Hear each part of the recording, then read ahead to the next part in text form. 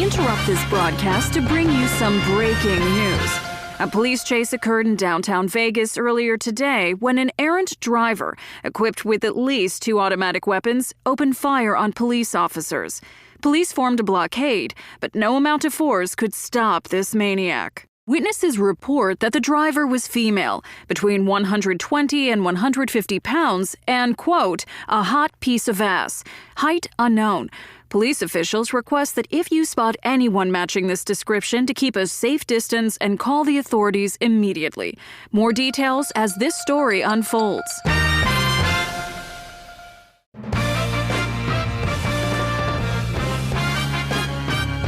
This just in what we're going to go ahead and call an act of terrorism, armed individuals stormed the construction site of the forthcoming Cyclico Convention Center. Witnesses at the scene reported hearing gunshots and, quote, men screaming like little bitches prior to watching a portion of the partially constructed building fall to the ground. These bastards, they don't care about America. They don't care about anything. If we can't protect our convention centers, how can we protect our kids? Stay tuned for further updates and rampant speculation.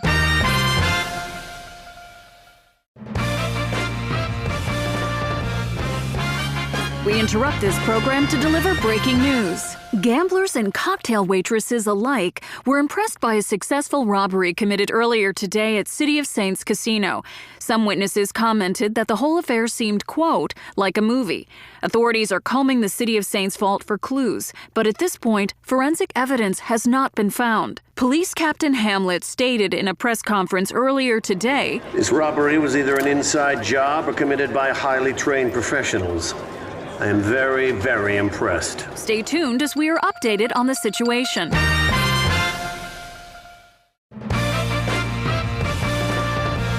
We apologize for the interruption as we bring you breaking news. A high-tech seaplane belonging to Dr. Paul Severn, advocate for the disenfranchised, was stolen from the Vegas marina. Larry Stevenson, a dock worker, stated earlier, "And 1 second it was there, the next second it was gone." If anyone can find and recover the plane, the good doctor is offering a reward of $3,000 and a Shetland pony. So hit the streets and keep your eyes peeled. We'll have more later if we have more later.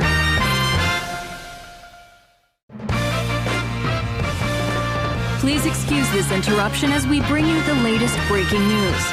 This station has received numerous call-ins reporting street violence in the construction zone in western Las Vegas. Gang leaders associated with Los Picantes have been spotted at the scene. Police are urging residents and visitors to stay clear of western Las Vegas until the area is secured and, as Police Chief Ralph Watkins put it, quote, the trash is taken out. More as the situation progresses.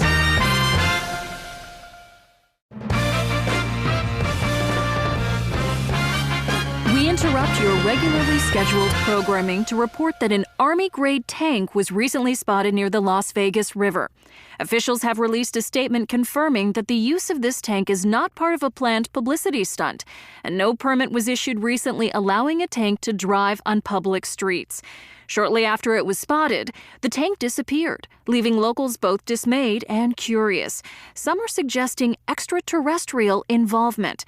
We'll bring you more details concerning the mystery of the missing tank as the mystery unfolds.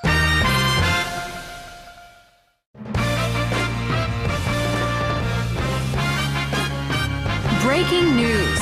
A rowdy group of protesters gathered outside the Clark County Courthouse earlier today to speak out against the federal deposition of Beth Bukowski, former accountant of local businessman and all-around wonderful human being Frank Velliano.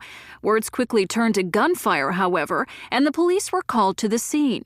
Bukowski claims to have evidence that Velliano has been involved in several money laundering schemes. When questioned about Bukowski's validity as a federal witness, mayoral candidate Reverend Winston Goodman responded, "Not only is Frank Velliano one of Vegas's most important citizens and philanthropists, he's a close friend. I'm not sure what this whole hullabaloo is about, but Velliano is as clean as a whistle. All the feds are gonna find is a bucket load of disappointment. No mousy accountant can change that." Tensions are still high outside the courthouse as authorities try to stabilize the situation. A full story of the protests will be featured tonight during our regularly scheduled news program.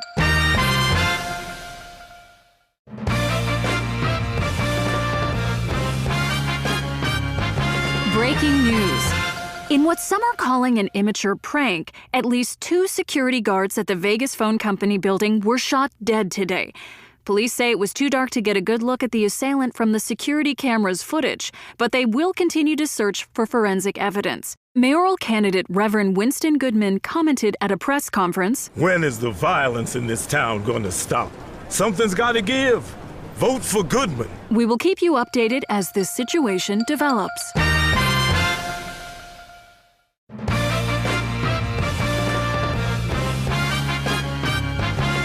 Breaking news. We have received an update on the reported shooting that occurred earlier today inside the Fire and Vice strip club. After receiving an anonymous call, police arrived on the scene to check out reports of excessive gunfire coming from within the building. According to officials, the first officer on the scene spoke with Fire and Vice's new owner, Karen Olson, who assured the officer the noise heard by the club's neighbors was caused by a construction crew renovating the building. After a lengthy inspection of the club's new VIP room, the officer was satisfied and departed the scene, giving this news story a somewhat anticlimactic ending. Now back to your regularly scheduled program.